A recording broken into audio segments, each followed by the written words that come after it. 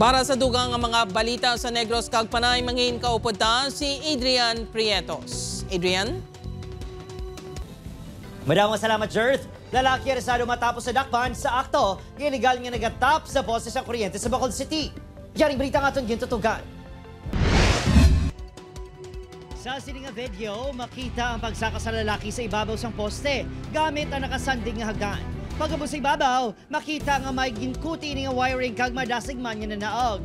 Ang video kuha mismo sa personnel sa Negros Power sa Paglaong Village, Barangay Mansilingan, Bacolod City kahapon, July 14. Sunod sa power distributor, tinuig na nga ginamonitor ang lalaki sa video nga si Benito Vinson Bonsa, 47 anyos. Ginasaka ito sa poste ang secondary line. So ginatap niya sa secondary line ang linya, may alambre sa pagkanto sa balaya. So libre ang iya kuryente lin sa una.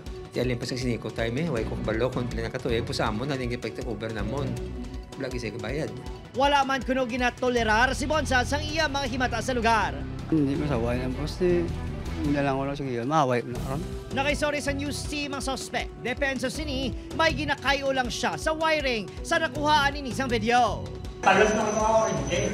Kaya ko lang ko no. Away ko nila na po sila ako niya ganapon. Dito ko nila nga paluson. Si Bonsa ang ikatatlo na nga persona nga nadakpan sa akto. Lakip na ang mga nahuli kam sa Barangay Banago kag Barangay Sefania. Sa datos ang power distributor, humanin Nobyembre 2024, tubtob subong nga Hulyo, 2,239 na ka mga persona ang na-record nga nagapangawat sang kuryente o kung naglapas sa Anti-Electricity and Electric Transmission Lines Materials Pilferage Act of 1994. Ginatamper lang ang metro. Pangawat na kuryente kapon kay tungod sa metro tamperon mo, isagay mo na lang tag 50%, so ang ginabayaran niya nubo sa iya konsumo.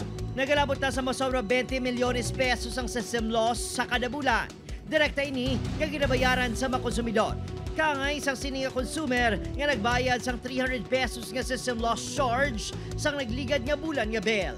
At para sa akin daw unfair man nila nga masyal patabi sa mga bills ng iban. Kaya that is their own responsibilities. Daw hindi bagay.